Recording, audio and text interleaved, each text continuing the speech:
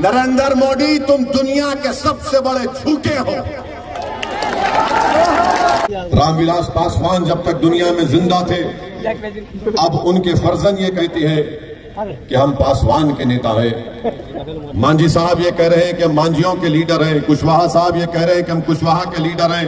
अजीज दोस्तों और बुजुर्गों, याद रखो, भारत की राजनीति में अगर आपको नाइंसाफी खत्म करना है, इंसाफ को हासिल करना है, अपने हक को हासिल करना है, तो जिस तरह आज आप इस जनता की सरजमीन पर हजारों की तादाद में जमा हुए, याद रखिए, अगर आप 26 तारीख को पूरा किशनगंज एक होकर अख्तरुल ईमान को कामयाब करेगा, तो अख्तरुल ईमान की इनफरादी या जात की कामयाबी नहीं होगी, वो आपकी कामयाबी होगी, आपकी फिक्र की कामयाबी होगी और सीमांचल की कामयाबी होगी।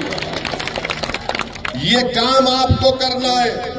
आपने बरसों सबको वोट दिया, मगर कभी आपने अपनी क़ियादत को मजबूत किया, कभी आपने अपने नेता को बनाया, कभी आपने अपनी आवाज को बनाया कि वो आवाज जाकर लोकसभा में आपके लिए लड़े, आपकी तकालीफ का जिक्र करे।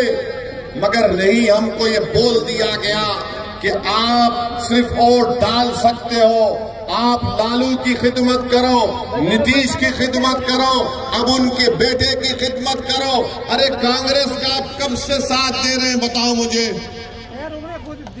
जब से मुल्क आजाद हुआ, जब से तो हम कांग्रेस का साथ दे रहे हैं, क्या मिला बताओ। अगर कांग्रेस इंसाफ करती तो क्या सच्चर कमेटी के रिपोर्ट झूठी होती?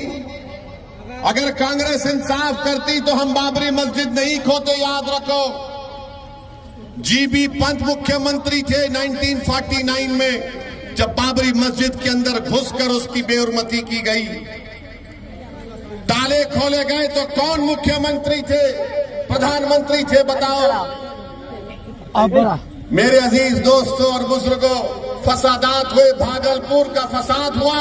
अगर भागलपुर के उस गोभी के खेतों को अल्लाह जबान देगा, तो सुनता की सरजमीन पर आज खड़े होने वाले लोगों से कहेगा कि सुनो, हमको काट कर दफना दिया गया और हमारी लाशों के ऊपर गोभी को उगा दिया गया।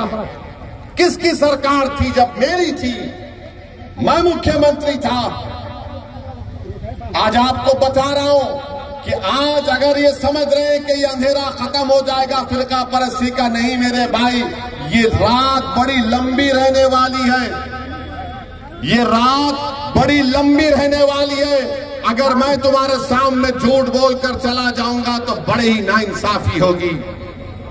इस रात को अगर हमको खत्म करना है, इस अंधेरे में अगर उजाला करना है, एक ही चीज कर सकती है पूरे भारत में। मैं पूरे भारत के मुस्लिम अक़लियत की बात कर रहा हूं। अगर तुम इस फिरका परस्ती के अंधेरे में रोशनी चाहते हो, अगर तुम ये मुस्लिम नफरत को खत्म करना चाहते हो, अगर तुम अपनी इबादत गाहों की हिफाजत करना चाहते हो, अगर तुम सामाजिक न्याय चाहते हो, तो याद रखो, कोई पार्टी नहीं करेगी। तुमको शमा जलाना पड़ेगा और वो शमा तुमको अपने खून पसीने से जलाना पड़ेगा। और इत्तेहाद की निशानी पर अगर तुम शमा जलाओगे, ये अंधेरा छटना शुरू हो जाएगा। वरना याद रखो, ये चुनाव हो जाएगा, फिर अखलाक मारा जाएगा, फिर पीलू खान मारा जाएगा, फिर जुनैद और नसीर को जिंदा जला दिया जाएगा, फिर बुलडोजर से घर तोड़ा जाएगा, फिर कोई जुलूस में निकलकर मदरसे को जला देगा। अगर तुम सियासी ताकत बनोगे, इत्तेहाद पैदा करोगे, अपनी क़ियादत को बनाओगे, तो ये अंधेरा खत्म होगा। ये अंधेरा उसी वक्त खत्म होगा। मेरी इज्जतदार माँ और बहनों, मैं आपको पूरी जिम्मेदारी के साथ आपके सामने अर्ज कर रहा हूं। वरना यही हम किसी के पैर का फुटबॉल बने हैं, कभी कांग्रेस तो कभी राजद तो कभी नीतीश कुमार। अरे बताओ, फिर हमारी तकालीफ, हमारे हुकूक का कैसे हासिल होंगे? मेरे अजीज दोस्तों और बुजुर्गों, मैं कल नरेंद्र मोदी का भाषण सुना और भाषण में नरेंद्र मोदी ने धमकी दी भारत के मुसलमानों को। क्या कहा भारत के प्रधानमंत्री ने कि हम बच्चे ज्यादा पैदा करते हैं, हम घुसपैठी हैं। नरेंद्र मोदी ने कहा कि दौलत लेकर हमको बांट दी जाएगी। मोदी ने कहा, हमारी हिंदू बहनों को मोदी ने झूठ कहा कि तुम्हारा मंगलसूत्र छीन लिया जाएगा। तुम जब चीफ मिनिस्टर थे गुजरात के, तो बिल्किस बानो की असमत रेजी किसने की? नरेंद्र मोदी बताओ। हमारी बेटी बिल्किस बानो हामिला है, 3 साल की बेटी उसके साथ है, उसकी मां है, रिश्तेदार है। घर के पड़ोसियों ने बिल्किस बानो की इज्जत लूटी। बिल्किस बानो अपने घर के पड़ोस में जो दुकान थी, उस दुकान से बिल्किस बानो ने चूड़ियां खरीदी। जिसने हमारी बेटी को चूड़ियां बेचा उसने बिल्किस बानो की असमत रेजी की, 3 साल की बेटी को कत्ल कर दिया। अरे नरेंद्र मोदी बताओ, किसकी दौलत लूटी गई? मेरी बेटी की, मेरी बहन की दौलत लूटी गई थी।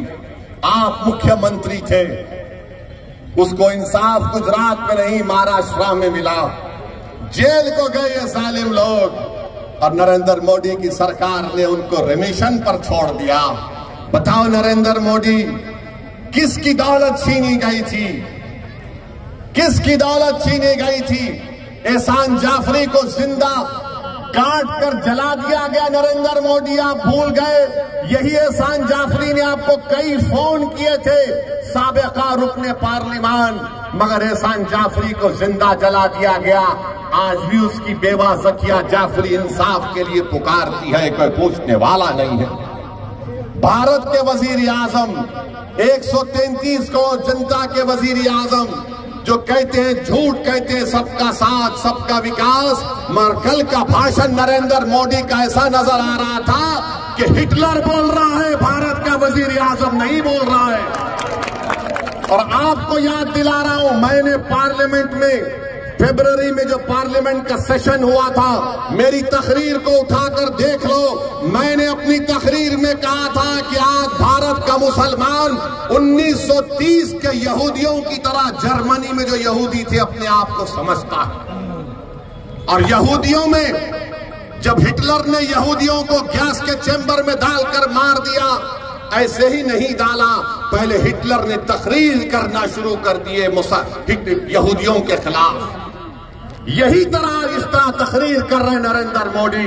नरेंद्र मोदी, आप प्रधानमंत्री हैं, इस देश के प्रधानमंत्री, आपको जेब नहीं देता कि आप भारत की इतनी बड़ी आबादी के ताल्लुक से इस तरह की बकवास करें। किसकी दौलत लूटी हमारे, बताओ?